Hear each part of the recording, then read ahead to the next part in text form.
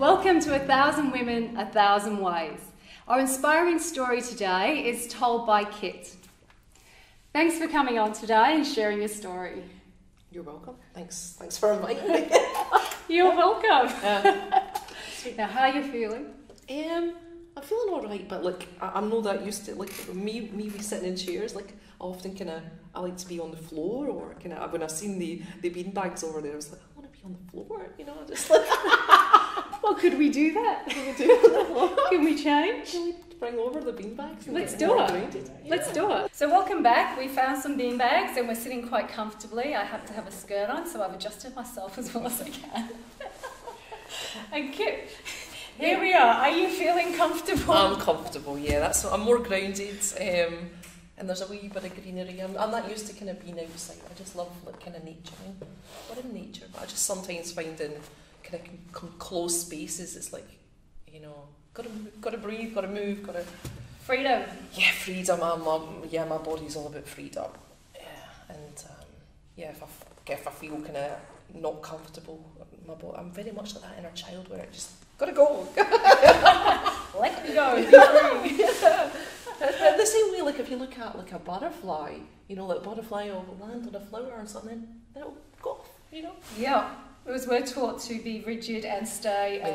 Initially, when I sat on the chair, and it was like, it felt a bit wobbly, and I was like, getting ideas of when back at school, I used to swing on my chair and fall. I'm just, I don't like staying in place. Yeah.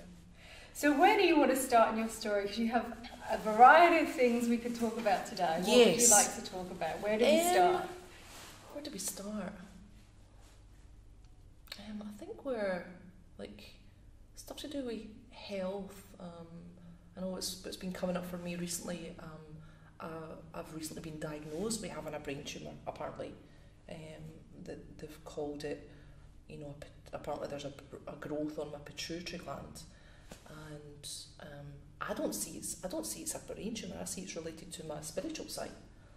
So it's an interesting one because where my journey has took me to, and I never thought I'd be juggling a diagnosis of having a pituitary brain tumour. So I'm finding as each day unfolds, it's like, okay, what's coming up for me here? Yeah. And what does it mean for you to have been diagnosed with a pituitary tumour? Where are you at with it in yourself now? I feel in a place of acceptance of it is what it is, yet the medical profession, they're all about kind of measure, like, okay, they're looking at it from a physical point of view that, okay, this is what you've got, you need medication for this, or you need to get it cut out, and it's like, I work with the metaphysical side of stuff, and I explained I went to see an endocrinologist, and I says, but like, so the pituitary gland is like the master gland, and the same like a radio, like if you're listening to the radio, trying to understand consciousness is like trying to look inside a radio and look for the presenter, and it's the medical profession so far has just been like, what planet are you on, we need you to take this. They want to give me Parkinson's disease medication, and I was like, I don't know, my body and being is like, no chance. What is the no chance about? What about taking medication? For many years, I was on birth control, so I was a late starter for my periods. When I was 15, 16, I think I had like polycystic, I had growths or something there. So I had scans, and then they put me on birth control medication to regulate my periods. But after that, then I started getting lots of acne, and I was in my first relationship at that time, and the birth control was doable because, like, you're exploring your sexuality and lots of sex, but on the other hand, you're dealing with like having acne on my face. That was really painful. So when I came off I was on the Depo-Provera Jag, and that would be an injection every 3 months. And when I split up with my first boyfriend, I was like, okay, I'm not quite happy with you know, how my body was responding to the acne, and it was a lot to deal with. How old were you at that time?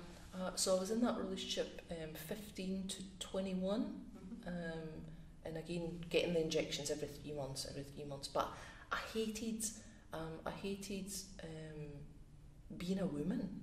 I hated being a woman and having the whole thing to do with periods, and you know, I can even remember the first time that I knew that I had kind of control over my body. Like my wee sister and my big sister, they'd started periods early, and I was a late starter. And I can remember in my bedroom saying, I don't want my periods to start, I don't want my periods to start. You know, and they didn't start. They didn't, but it was my mum who then got concerned. She said, how come, you know, you don't have a period? And I had lots of nosebleeds, you know, I was bleeding from other places, you know. But I used to kind of, it was, yeah, my kind of journey has been a really interesting one. But being on the depot, I didn't like that. With it. What was it? I was just picking something up there that you not liking being a woman, not wanting that part of womanhood to come in. Do you know what that was about? I think, like, when I was a youngster, like, I was very much a tomboy. And yeah, like when I can remember looking back on certain pictures, and I was very much like a boy. Like, I didn't know, you know, stuff to do with. I mean, Mum done her best bringing us up, but like the whole sexuality talk or, you know, period talk, it was just like, okay, you just go and get, you know, tampons and that's how you do it. And it was like, I don't know, I just felt really, I was very alone back then because Mum was going through her own stuff with divorce and Dad, and so it was kind of confusing. But kind of me being the self-starter, I was like, I started working for, I was 9. Wow. You know, so I had to kind of get out there and just work and earn, like if I needed new trainers or a new tracksuit, Mum didn't have the money, I had to save up for myself. So you learned to be very, very self-reliant from a young age, and you wanted. Yeah, if I needed stuff, then. But I suppose the whole period side of stuff, you know, it's like, no, I don't want to be a woman, you know, and the whole thing of body changing, it's a lot to go through, you know. I can remember looking back, my wee sister, she likes keeping pictures, and I can remember at some stage in my 20s, I came across this picture of me as a teenager, and I was very much a tomboy, kind of the Adidas trackies, and you know, the hair all scraped back, and you know, and I was like, I ripped up the picture. I was like, it's not me. And my wee sister, she was sad that kind of I'd done that with pictures, memories that she wanted to keep, but I was in a really kind of screwed up place of who was I, you know, because I've changed so much, you know. Oh my God, like, I mean, now where I really embrace my femininity and my curvy body, but back then, yeah, I've had some really challenges of the changes. Sounds like there was a rejection of the feminine. Yeah, definitely. And have you delved into that? Yeah, when I like, so I was married for 8 years. Oh, we were together 8 years, married 6 years. And again, I was on the birth control medication in the marriage as well. And again, that wasn't like, how do you say it? My mood swings were always kind of up and down and all over the place. I did fall pregnant actually in that relationship, that marriage, but I opted not to have the baby, so I had an abortion. And what were the reasons around that? If you want to share. Yeah, when the relationship with him, I just knew that I wasn't ready to be a mother, you know, and he was also cheating. He was, you know, there was stuff going on, and like I just knew it wasn't right. Like, but there was stuff I would find, like chat room stuff on the computer, and then text messages between him and clients, and I was like, I'm not in a position to bring a baby into the world. And plus as well, I was working like 3 jobs, and I was like, fuck this, you know, if I'm bringing a baby into the world, I want to be financially stable. So yeah, opted to not go through with it, and he supported me in my decision. But then, you know, afterwards he kept on always bringing it up and saying, you know, we'd have a child by now, you know, da da da. And I'm like, it is what it is. And he wanted to be a dad, you know. And recently, you know, he went into another relationship and he's had a bubba. So he's still in contact at longer term? No, well, when we split up, we both said we would stay best friends. Like, that was a really hard decision, like, leaving that relationship and marriage. But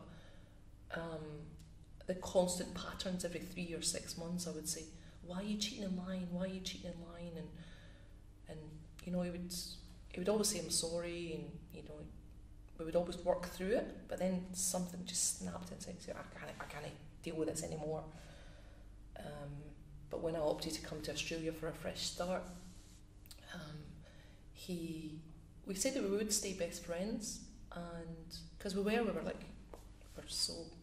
so in love. And when I came here, I got in touch with him a couple of times and he wouldn't answer me back. And I'm like, I emailed him a couple of times again and nothing. And I'm like, friends, stay in touch. You know, I'll give you one more chance to stay in touch. And never got back to me. And I just found that I was quite neurotic, where I'd be checking his Facebook all the time, or, you know, constantly thinking about it. And I said, this isn't healthy for me. I need to delete him. I need to get him out of my life. But it was when I'd done that, I think I'd been in Australia 3 months, and I woke up one Saturday morning with a realisation, and I was like, I get it. Okay. He was cheating and lying, and he was cheating and lying because I was cheating and lying to myself. You know, when I met him, I've always said I want to work all over the world doing what I love doing.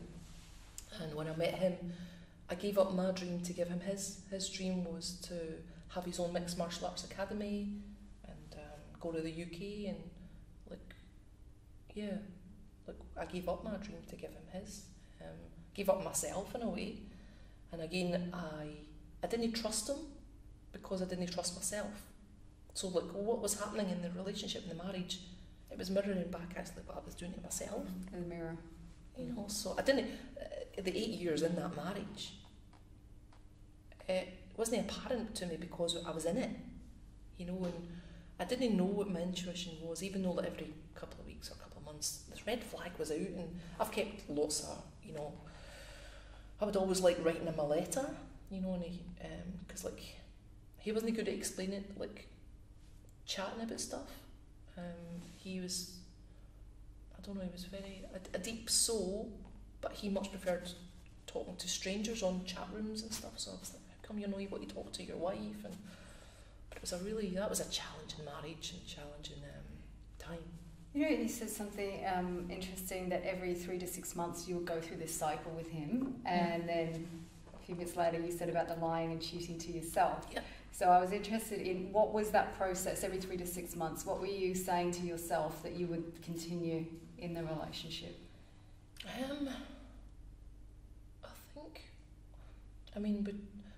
Between finding text messages from, you know, other girls, or chat room logs, or certain things that I would find on the computer, I don't really know what was, he was my world, he was my God, and I didn't really have any kind of insight into what I was doing. I would just go to work, I was doing my degree, I was, you know, running the house, I was spinning lots of plates, but I wasn't in the place I am now, where it's it's all about kind of dealing with owning up to my shit, basically. Showing up for yourself. Yeah. So in that marriage and relationship, it was all about, you know, it was all about the other, you know, and why are you doing this? You know, whereas now I see that my marriage or relationship is 100 to 100%. It's he has to take responsibility for his stuff, I need to take responsibility for my stuff. Rather than externalising it and perhaps living for or through someone else and their dreams and desires. Yeah, and it was a difficult one, because when when I'd done my degree, in sport and exercise science, sports injuries, and when I met my ex-husband, we were living in the Middle East, Abu Dhabi, and I'd made lots of friends all over the world. But when people had been kind of watching my journey on Facebook, and I'd got offered a job in Qatar, and I was like, brilliant! Oh yeah, I want to go to Qatar. You know, yeah, I want to go to, you know, back there, and had a Skype interview lined up, and he was, you know, not. He says, why are you applying for a job overseas when, you know, our business is really successful, and, you know, we've got a home here? And I'm like, I want to travel, you know, I want to go.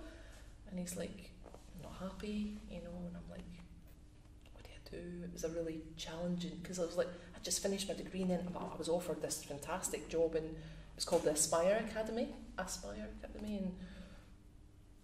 and I opted not to take it because, you know, I was in a marriage, and yeah, you got to be committed, and whereas inside it's like this spirit's like, I want to go, you know. Yes, be free. So how long after that opportunity did you leave?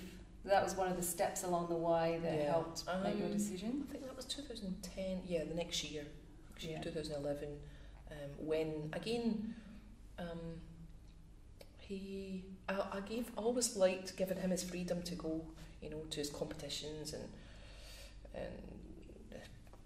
where is it, London? He liked going to London or Paris, but I hated myself. I hated spending time with myself. I was in this cycle of work,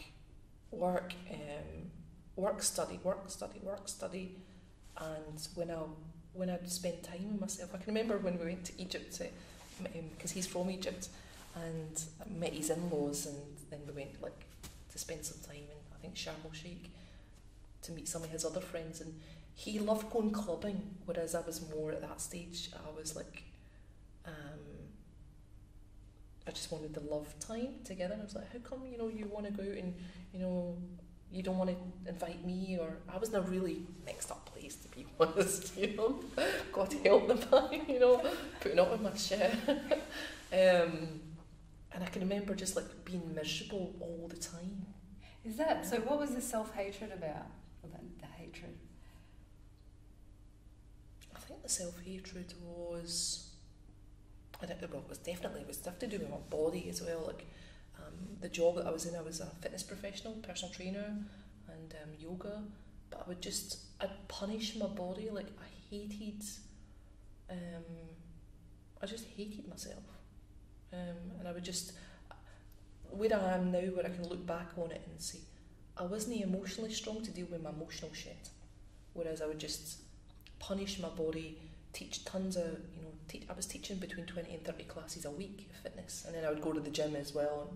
It was like you were physically punishing your body and perhaps holding those emotions and holding the self-hatred down and not looking, and like you said, the lying and cheating to the self.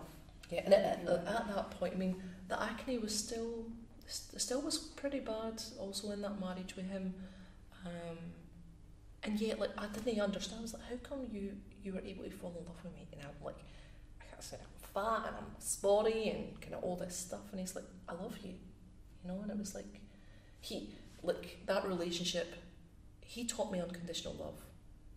And I was like, I'd always said, if a man had to cheat on me, you know, I planned on cutting off his manhood.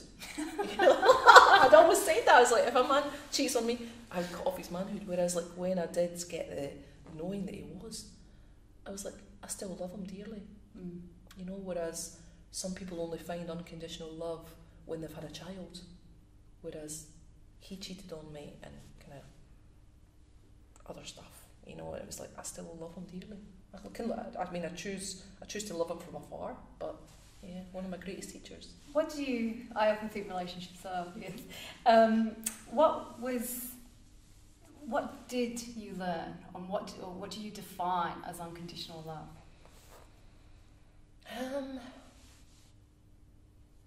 Where I'm at now with unconditional love, you know, when we're feeling unlovable, but still being able to love that unlovable part of ourselves. So like even though that I hated myself, and I hated the spots, and I hated looking back in pictures, you know, I thought I was fat. It was like, did I have body dysmorphia? Because like, I can look back in pictures, I had 6 packs and everything, and I was still, it was like, you know, that movie, Shallow Hallow, that one? Have you heard of it? I haven't heard of it. There's a movie like called Shallow, where like, the lady is like... Shallow Hal. Yeah, yes. that one. Yes. So, and opposites. Yes. So it's like, back then, like, I didn't appreciate what I had in my body. My body was beautiful, but I couldn't see it. And then it's like, now I've put on like 10 kilos on this journey that I'm on now, and it's like, I'm heavier now, but I love myself. I'm in a better place. I'm still kind of dealing with body issues myself, but it's a journey of really appreciating those unlovable parts of myself. So do you think, because I think society suffers from it, even men now, because they haven't got the 6-pack or the big muscles, that, you know, you say that you're happier about your body now, than you're 10 kilos more than you were back then. So really, does it have anything to do with our weight? Is it not our perception? And if you agree with that, what do you think shifted for you? I think, like, with the journey that I had to go on, that I suppose, for me, the control was being able to control my body to look a particular way. Because even as a personal trainer and a fitness professional, I used to help a lot of people lose weight and get cut and but it's like, you know, if something is painful, you know, why do we keep doing it? You know, and even as a definition of insanity. So it's like, you know, I would teach between, you know, 5 or 7 classes a day, you know, doing lunges, doing squats, doing the bench press, teaching the hour-long classes, you know, and being trained that no pain, no gain. It's like, it fucking hurts. It hurts. It hurts. Why do we, you know, why would you keep whipping a horse, you know, that's painful? But I mean, even as a fitness professional, personal trainer, and I'm also a sports scientist, it's like, if you burn your hand, you're not going to do it again. Yet how come it took many years for me to wake up and say, no more? It's like self-abuse. Self-abuse. Well, that was, you know, it was like a form of self-harm, and you know, a lot of people say, "Oh, kids, you know, just go back and teach classes," and I'm like, nah, I can't do that to my body anymore. No way. It sounds like it was never enough. Whether you did 7 classes or 20 in a day, it was never enough. Never enough. So was there a part of you that was never enough? Never thin enough, never muscly enough, not enough classes? Well, this was the thing as well. Like, some of my clients, because my speciality back then was injury prevention, and clients used to come to me, and I would help them to lose weight and inch loss, and I found that when they would get the goal of, you know, 60 kilos, or, you know, the body fat, getting it below 15%, and when they achieved that, and when we achieved that, it was like, okay, more, you know, still not happy. And then, you know, like one of my oldest clients I worked with, Audrey, she was 78, and she her goal was to lose, I think it was like 15 kilos, you know, within a couple of months. She lost the weight, and when she'd lost it, it was like she still wasn't happy with it. Do you think that's like a common phenomena in society? When we get to our goal, we think it's going to fix things, perhaps, or we're going to feel a certain way, and we do for maybe a split second, and then we're like, right, what's next? What's next? Yeah, and sometimes when I go to different business events here to do with my business and trying to get that on track, and different business people say, oh, what's your short-term goals, mid-term and long-term goals? And I'm like, I'm just going with the flow now, because when I've set goals and I don't achieve them, I become disheartened. Mm. I become disheartened, and for me, maybe like goal setting has worked for me in the past, but I wasn't aware of that being disheartened and just being in a place of appreciation for everything as it unfolds. So do you think sometimes you set the goal too high, the bar was too high? Is that what it is? With that all or nothing from before with the personal training? I think it's come through, so you've got it in your goal setting, so you've gone here and sort of going, oh, this is manageable. Then you get there and then you can build. It's, with my personality is quite addictive. I'm all or nothing type person, and it's, how do you say, it's making peace with those aspects of myself, because even like the fitness side of stuff, I'm not able to like go for a run or push myself the way that I used to, and that's been quite a bit of a challenge, but I just do stuff now that's more fun and playful. And I think last 2 weeks ago I kind of felt the energy. I was like, I want to go for a walk, I'm going to go for a night walk, and you know, got the tunes on. That was the first time that feeling kind of came up in a good couple of years. I was like, I feel lots of energy, you know, I want to go and walk, and went, and I just went with the energy. But I think I was out walking for about maybe 2.5 hours, and I came back in. It was the next day when I woke up and I was just feeling gubbed. I was like, overdone it again, over too much, you know. And it's just being aware of that kind of, like, as much as the energy was there, but it was the next day where it's like I was just, you know, when you exercise and you get, we call it DOMS, delayed onset muscle soreness. Now that's the kind of physical term of it, but because I work more energetically now, it was like too much.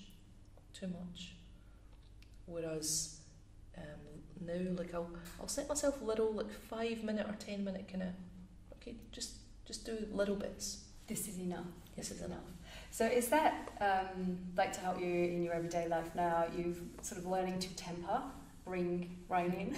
To this is, yes, I can do all those things 100 miles an hour, but it is not sustainable. Yeah. I need to come back here, Yeah. and within doing that, your self-love comes in. Yes. Because it's like, I love myself enough to not have to Yeah. go out there. I think as well, it's like we can make plans. We can make plans for certain. I mean, even certain days where I'm like, okay, I'll book that appointment in, certain appointments in. But it depends on the energy of the day. Like you can wake up and it's like, yeah, great energy in the morning, then you have a slump, you know, and then again better energy, you know, in the afternoon, evening, and it's honouring those kind of cycles within yourself of, okay, I'm not feeling it. So how do you think, and with your background in personal training and helping people, how, you know, for our viewers watching now, working with this balance, that's what I'm hearing now, is the balance? Yes. Have you got like 2 inspiring ideas of what one of our viewers could use to help themselves? What's that? As much as it's like trust your own body, your own body's wisdom. But it's like it takes time to develop wisdom. So as much as when I've been a personal trainer to help people with their body, it's about really, I don't have the answers. I've got the answers within me for my body, but they've got the answers within themselves for their own body. And if something's no working for them, you know, sometimes a personal trainer, okay, we've got to do, you know, 3 sets of lunges and, you know, using these kettlebells or these sit-ups, and if that doesn't feel good for you, don't do it. So we're not one size fits all. No, and it's like, you know, the personal trainer who I was before, I mean, I can't do that to the body anymore. If it doesn't feel good, no. Like I'll like for me, I now go like doing roller skating discos or hula hooping or like different freedom type dances or climbing trees, and it's the whole, you know, whipping the horse. I can't do that anymore. And do you feel that you used to advocate that to I mean, your clients? Yeah, so like as a personal trainer, like I had a conversation yesterday about this, and it was like, even, I mean, I'm also qualified in massage, and, you know, we get these bits of paper, these qualifications, and you're trained to conduct a certain session, or, you know, and it's like, we go along with it for so long and say, this doesn't fit me anymore, you know, I don't agree with this, you know. The massage side of stuff, I went for a massage yesterday, my body was like, I need a massage, you know, so I booked in for a massage, and the room was freezing cold, you know, and I said to the girl, have you got a wee heater, you know, put that on. She said, yeah, put it on, but I still found my body was cold. And she'd done the massage, but like, she missed out not massaging the breasts or the bottom, and I was like, you know, again, that was me back in the day where we were trained, okay, we don't do breast and genital massage, stay away. Yeah, like the body, it's like when you leave a certain part of the body out, it's like, how come I didn't get touched? So it's treating the whole body. Yeah. And so it's, you know, we were talking earlier about rejecting womanhood, and, you know, you're not alone in that. There'd be quite a lot of us out there that might be doing that. And this is another representation of it. Whereas a man would have his chest, pectorals massaged, not a problem. Yeah. So it's that, like the crossover of sexuality and sex and sensuality. Well, some, like, with the massage side of stuff, like over the years, I love all stuff to do with the body. Yet, when I was in a lot of physical pain, I would go for like sports massages, but I was very uptight and tense. You know, it was like, you know, it was very sports massage. It was again more to do with the pain body and just inflicting more pain on the body. You know, and then like as a personal trainer, we then started doing stuff with the trigger point rollers, where you roll. It's called myofascial release, and it's bloody painful. You know, and it's like, why would you? You know, it's like hitting yourself over with a hammer and saying, okay, that feels, you know, it's good, and it's like, no, it's painful. It's painful, you know. Whereas, yeah, the work that I do now with the chakras and really emptying out my emotional shit and looking at it for what it's there to teach me, and what have you learnt from emptying it out and looking at it? What's come up? What have I learned? Lots more self-awareness, in that my emotions are like my internal GPS. Yeah. You know, definitely. I didn't realise I was sensitive. Like my mum's got sensitive skin, and she kind of wear like certain jewellery. And then it was only recently when I went back to Scotland, I spent time with my mum again. I was like, right, so you're sensitive skin. Like, I'm sensitive to environments and people, and I feel energy. And me and my mum were having just more discussions about that. But yeah, when you're sensitive, it's being able to acknowledge what's your stuff versus what's somebody else's stuff. And I found that when I was teaching, you know, the classes, the group fitness classes, I was like, I felt as if when I because my insight kind of shows me back memories, and it's like as if I was an emotional sponge to other stuff. And I didn't know that I was an emotional sponge, and I could feel other people's stuff. And this journey that I've been on this last 4 years has been about self-care, self-love, and knowing how to clean my own energy body. So it's getting the awareness of, this is mine, I need to deal with it, I'm going to take responsibility for it, and I'm going to clear it, so that I'm not reflecting it out and getting the mirror back. Yeah. And it's that whole responsibility. I can remember the conversation with my ex-husband that last day when I was leaving Scotland. I said, you got to take responsibility for what you've done, you know. And it was like, that message was so for me, you know. I know, but it's like, I mean, sometimes it can become a bit of a mind fuck, where it's like you can have your day unfolding, and it's like, okay, is this a mirror for me, or is that their stuff? You know, it's like, yeah. I've kind of, the awareness that I've got now, I'm always kind of, okay. And how do you discern that? for me, truth, like for me, my body is like my body is like my barometer, where I'll get, I call them my soul orgasms.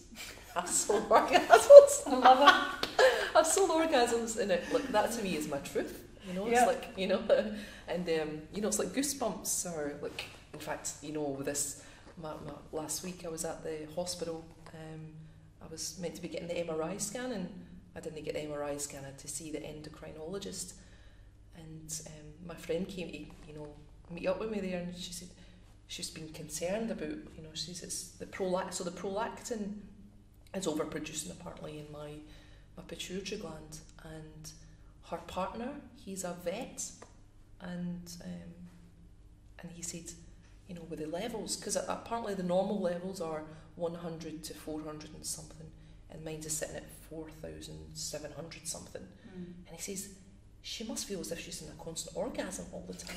You know, and when Maxine told me that, and I was like, maybe I am just in this constant orgasm all the time, that these soul orgasms.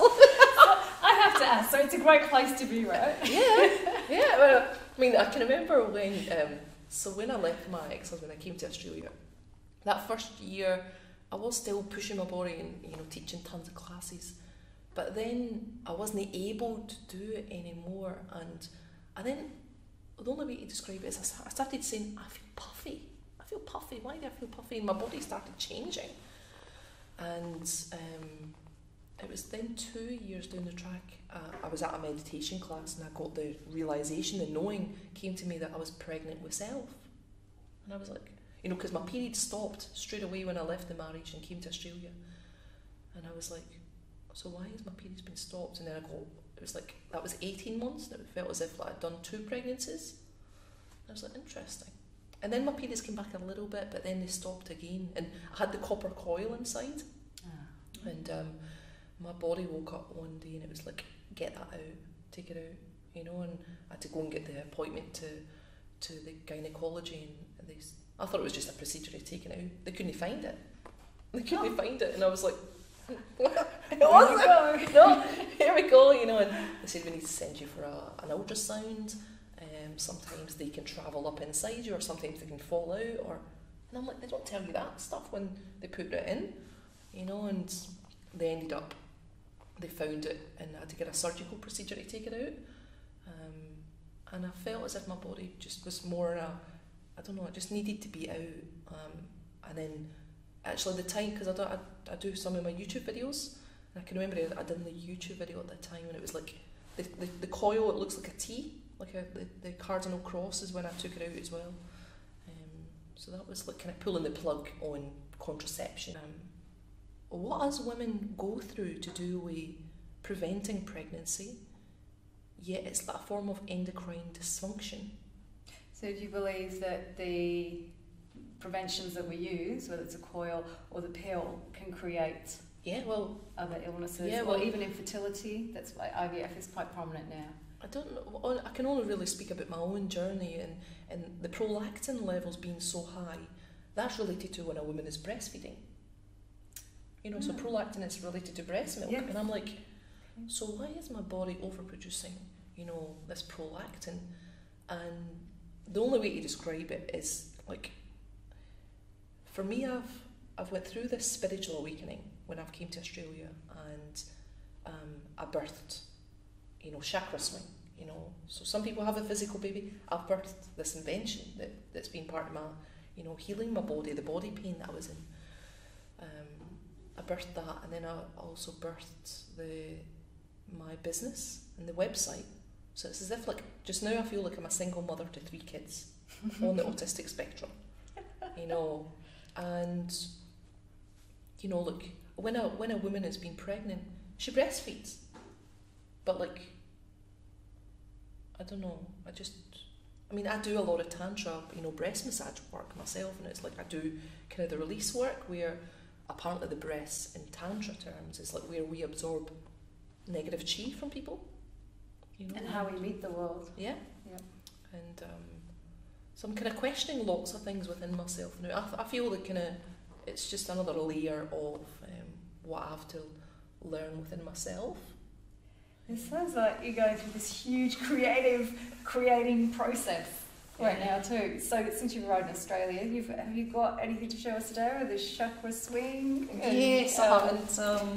I've seen you swinging in.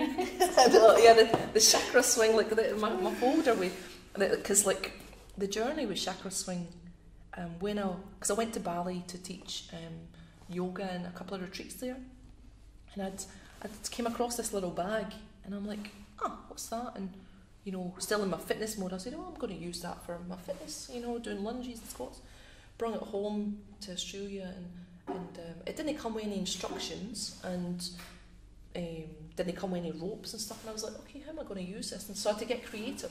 I was like, okay, I was using dog leads with the hooks, and then I failed a couple of times. I was like, okay, that doesn't work, and then I started using like climbing rope and just like tying it up that way, or it took me on a bit of a journey of experimenting with rope and then how to hang it up.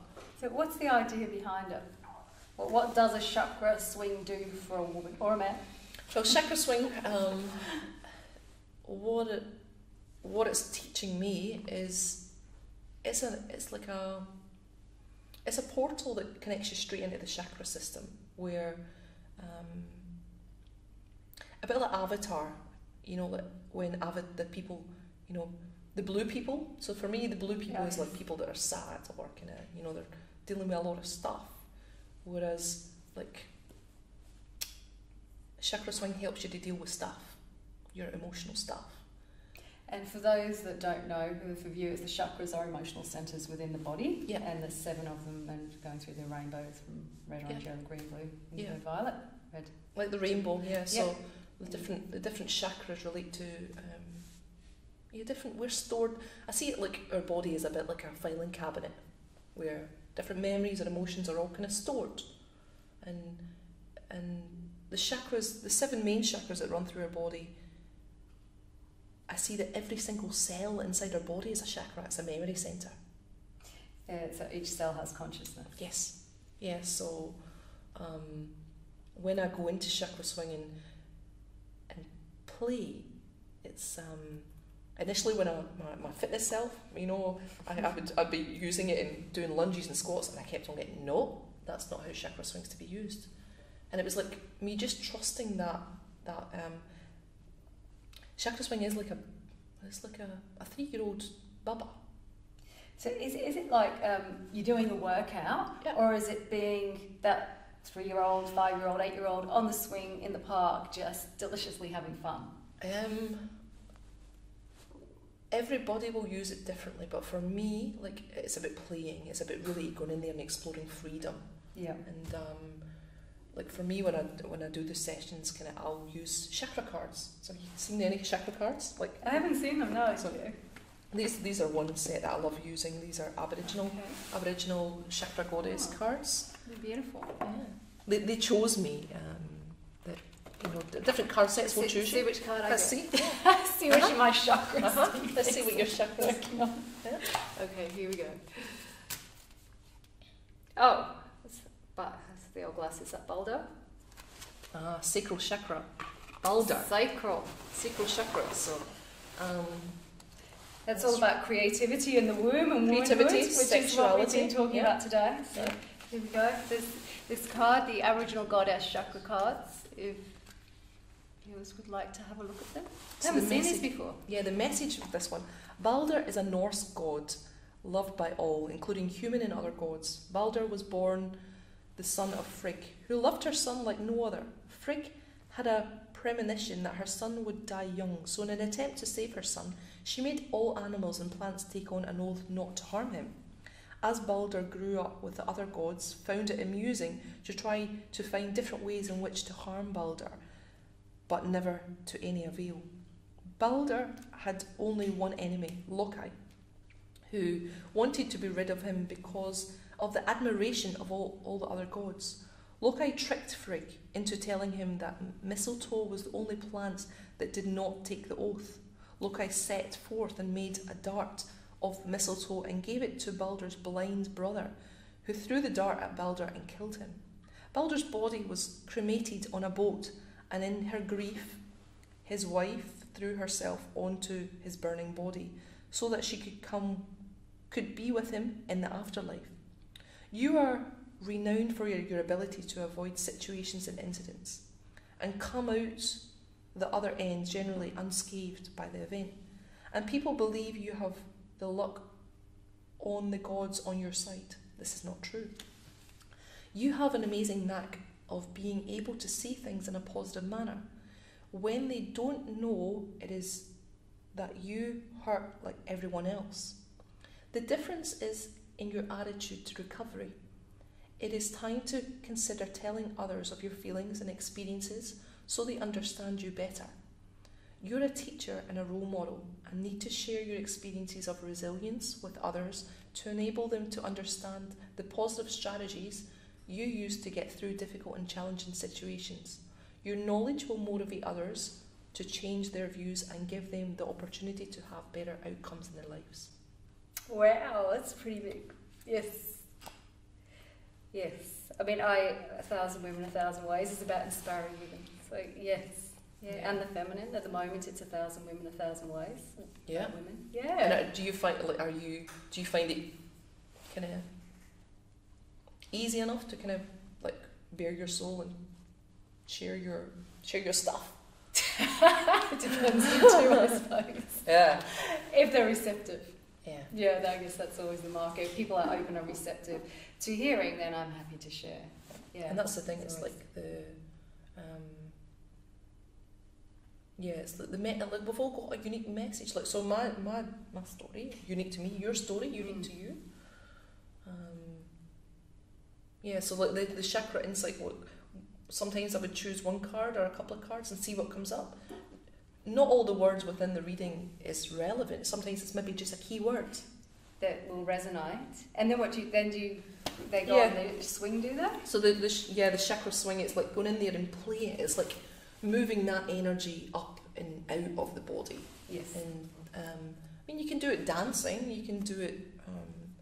For me, I'm very much like a monkey. I like just going in and exploring different positions. And then somebody, for me, I like doing chakra swing out of the trees, So you can just hang it up anywhere, like a rope swing. Yeah, a rope swing, but it can also be used as a hammock. So you can lie down and just kind of, so you can move the energy out that way as well. So your life journey today has led you to creating, this is one of your babies, and this is the business that you're working on now and that you've been inspired to create. Yeah, it chose, So I chose, I've been musing this last week, and I was like, I chose not to have the pregnancy with my ex-husband. Yet I didn't choose this. This chose me. And I've because recently stuff to do with my website, it's been a challenge. My God, the website it kept on crashing and kind of having internal server errors. And then when I've been reaching out asking for help, and I'm like, I feel like I'm like a single mother with 3 kids, and then one of them is like a sick child where it just keeps on crashing and kind of being in, the sick ward. Yeah. And doing my best to kind of get it back up. But I suppose if you've got a sick child and it's in and out of hospitals, you're still living that experience. Well, I guess it's like if everything reflects our life, then a business for many women who are running their own businesses come across that. They hit brick walls about certain aspects, and some websites can be pretty big, crashing. I mean, even the banks' websites crash at times. It's as much as we live in this kind of world where everything is quite instant, where check whether it be checking up on a product or a person, just kind of the website is there like a shop front, but when it's down, when it's crashed, it's like, okay, well, it's crashed. Yep, and it's moving on to the next thing and staying positive. So you have a business to stay positive. For me, it's that whole the control of I've done all. I mean, 2 years of writing the content and putting in all the pages, and that's a lot of work. It's the same as so in the same way that a farmer sows the seeds and kind of looks after the land. A lot of people that are business owners, and there's a lot of work behind the scenes that you've no comprehension of the work involved. But the same way of raising a child. Yes, there's a lot of work to get to the 18-year-old. Yes. You know, so like we just take things for granted and think, oh, you know, yeah, the changing the bums, the tantrums, the absolute. I mean, it's not always positive. It's sometimes a struggle. Do you think at times as well, those of us who may be perfectionists, so it delays the process. We could get it up and running a lot quicker, but because, well, is that good enough? You know, but talking about earlier with the personal training, never good enough, never good enough. So you could write the most amazing content and still no, that's not right. I'm going to go back to the drawing board. So it's that again to stick out, the self-sabotage coming in, which stops you from progressing and going forward and exploring the absolute possibilities of where this could go. I know. And it's like, nope, I'm putting the brakes on with my self-sabotage because I'm not good enough. Yes. This isn't perfect. So perfect is like a weapon. Yeah, well, the perfectionist side of stuff, like, you know that way where, like, when you, if you, let's say, you go dancing, you know, and you meet somebody that either you like or you don't like, and it's like, you know, it's about trust, you know, even certain clothes, you know, you can try on like certain tops or dresses, and it's like, no. It's just an inner knowing, you know, of, even like, our friends kind of made me, I love hummus. They said, okay, you're welcome to have the rest of that hummus. I said, okay, and I dipped my finger into it. I was like, oh, spicy hummus. I don't like spicy hummus. You know, and it's like, in the same way that, you know, the journey of the website being built and kind of, how do you say it? Like, if somebody's building a house and, I mean, the web designer, you know, did his best. But like, if there's certain aspects, and it's like, no, I need it to be like that. What is it within my being that, you know, when you've got a certain thing that you're building, you want it to look a particular way, but it's like when it doesn't look a particular way, it's like you just got it. And how can we not just accept it as it is? As a human being, we're constantly just moving on to the next thing, isn't it? And what are like 2 mantras that you live by, or 2 sayings, inspiring sayings that you could share with the viewers that you think, yeah, this is what gets me through the day, gets me through the challenges of the website, or this is how today is going to be?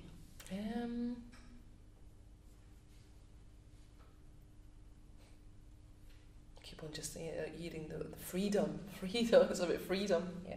So that's like kind of my. So if something feels free, do it. If you're feeling spaciousness and freedom, then do it. Freedom. Yeah. And I suppose authenticity of just being yourself, you know. And sometimes on a website, it's like that whole thing, like, you know, where they'll say, oh, it has to look up, you know, like different bit, because you're constantly given so much information from business, you know, gurus, you know, oh, it has to be this way and it has to be, and it's like, you know, in the same way that when you're given a baby, you know, actually I'm having the memory of my wee sister's wee boy. He's not quite speaking as how her first daughter was speaking, and she's like, you know, what's wrong with him? And when I went back and spent some time with him, I was like, it's just the way he's going to speak. You know, it's not about, you know, I mean, he goes to speech pathologists to help him with speech, but, you know, who is it to say that he's wrong in the way that he's speaking? Because it's not allowing for us to be individuals. Yeah. As in the website, it has to be a formula, but the formula is us. So let's find our own formula, which you have in your journey, and then I'm going to express it. And you've expressed it in your chakra swing, you express it through the content in your website. So it's very much encouraging women to radiate from here out. I mean, you can take information and hints and tips and advice as you need it, but discern it. Yeah, and it's that whole thing of, like, as women, we are more intuitive. We feel stuff, you know, and it's like, you know, sometimes when like different friends say, oh, Kit, I need you to sit in it, I'm going to set you up on that, you know, you need to beat this guy or that, you know, go on this date, and it's like when I go along and it's like, not feeling it. And I just really honour that my soul orgasms, my soul orgasms, or the feeling that I have with somebody. It's like, in the same way I went on a date a couple of weeks ago, and the guy, as much a beautiful soul, but he wanted his leg over. Yeah. I was like, is that online dating? No, I'd done the whole online. So after the divorce came through, the landlady I was living with at the time, she says, "Kit, you need to get out and meet people. You're just working all the time." And I was like, "No." I met my partner via the RSVP site, and I said, "Okay, right, I'll join it," and I joined it, and it was a bit of a, it lifted me up, because I'm getting all these, what was it, a kiss or something, or. When they send you a kit, like a hit, so it was like on Facebook. I arranged for this. So in the space of a week, I went on maybe about 30 dates. It was that whole all or nothing. Yep, you tried it out. All or nothing. So again, the 30 dates, and the first guy that I went on the date, he was like, because that was obviously the first guy I went on a date with after splitting up with my ex-husband. It was like, he says, "Oh, you're new to Australia. Have you seen any kangaroos?" And I was like, "No, I'd love to see a kangaroo."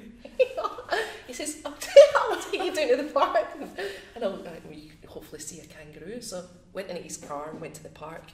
But when we went a walk around this park, he slapped my ass, and I was like, "Don't do that," And he's like, "Oh, just a bit of fun, And then we went round another bit, and I was like, "So there's kangaroos here," and he came into my space, and I was like, too much too soon, and I was like, I want to go home, and it was like when I get back home to my housemates that first night, and they said, "Kit, don't ever go into a stranger's car for the first time," and and I was like, but I used kind of that time of the dating side where just but it was a bit like an interview, being interviewed each time, but I was just really trusting then it was like more about building those intuition muscles into people, and and it served me well so far. I mean, some other people say, "Okay, you had that really, that guy he was really into you." I was like, I wasn't feeling him, no.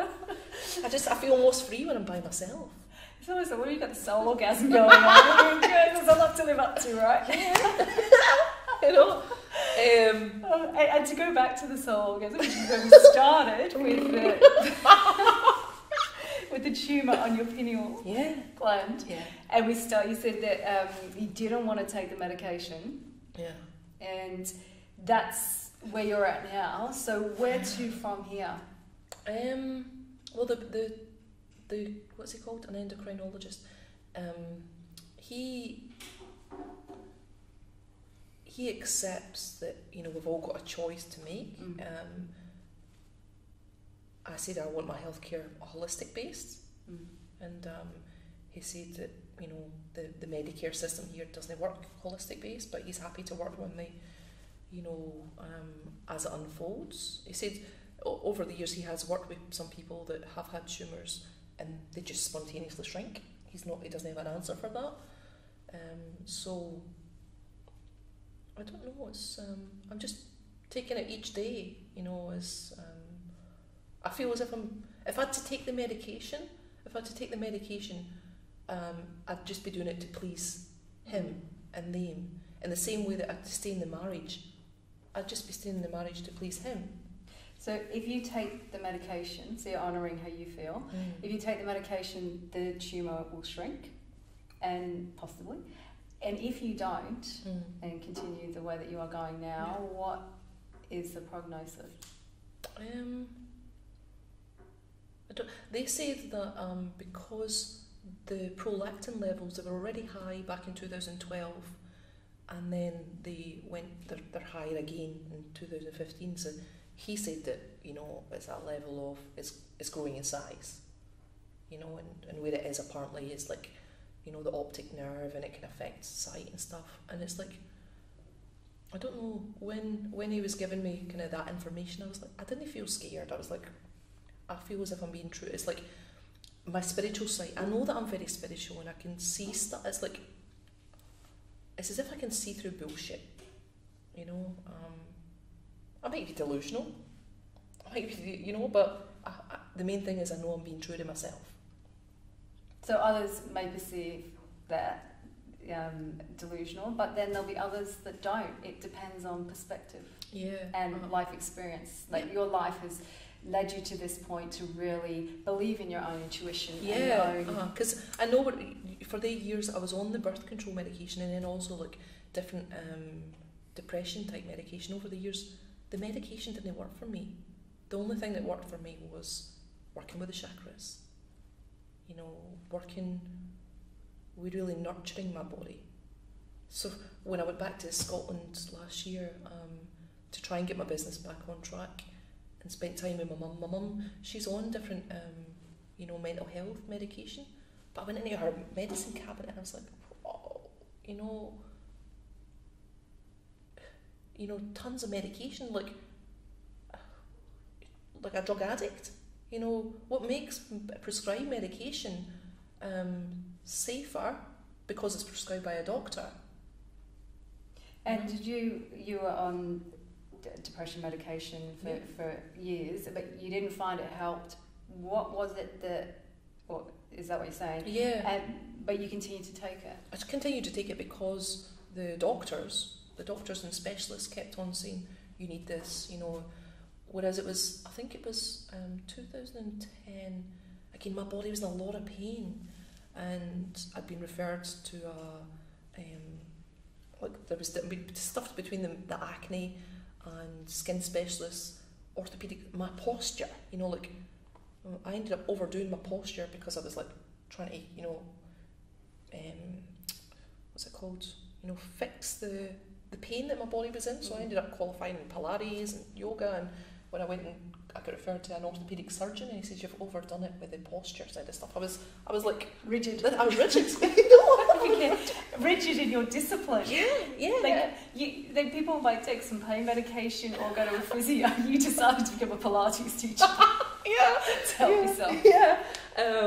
And then when the pain was still there, and I'm like, and I'd just be constantly searching, uncovering the rocks, and when the doctor said, okay, we'll send you for a CT scan or MRI scan, because it was like stabbing pains in my shoulder blades and stabbing pains in my hips, and the sole pain, the pain in the soles of my feet.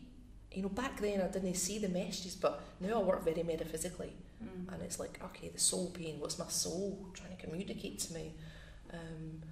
The pain, and when the MRI scan and the CT scan showed up nothing, yet the doctor, the orthopedic surgeon, he says, we'll give you cortisone injections. I was like, okay. And the first time of having the cortisone injection in my back, my body just said, no more medication, no more stuff. And it was from that moment that I just kept searching. So you came off the depression medication? Came off the medication. I was still on at that point I was in the coil. The coil was still in. And how did you then go in coping with depression without the medication? I think with the depression, when I still feel as if I'm working through it, because I still feel that who I was before, when I used to kind of be 100 miles an hour and teaching all the kind of classes and didn't want to stop and look at my stuff, whereas now these last 4 years, the 3 years mainly, I'm not able to push myself as much. And when I explained to people, I was like, who I was before, whereas now teaching those kind of classes, it doesn't bring me any joy. So I feel, in some respect, I'm working through my own depression and suppression of my stuff. Yet just being gentle with myself, of doing fun stuff and just honouring what's coming up to be cleared, to be released. When I went back to Scotland last year, spent some time with my wee sister, my younger sister. She was really battling depression, and she was a nurse, and I'm a mum of 2, but when I spent time with her, she just kept on saying, I've hit the wall. And I'm like, what do you mean? She was just really flat, and she tried to take her life a couple of times, and they put her into a mental ward. and spending time with her, she just wasn't herself, and I was like, wow, you know, I tried my best to help my wee sister, but I wasn't able to help her because she took her life in October, and that was a challenge because the day she took her life was the World Mental Health Awareness Day. You know, so before she died, before she took her life, she kept on saying to me, "Kit, it's like living with something worse than cancer." I said, "What do you mean, Leslie?" And she said, "It's like living with something worse than cancer." And I didn't get it, and it's only really been recently since I came back to Australia and dealing with my own kind of mental health and what I've been navigating. I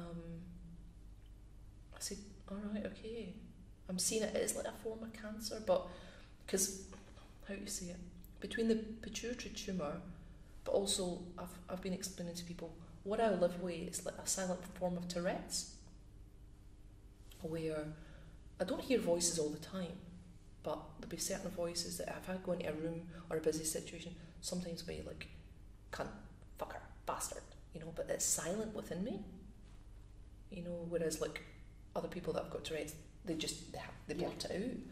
So I live with that. It's not there all the time, but it's something that I just have to make peace with.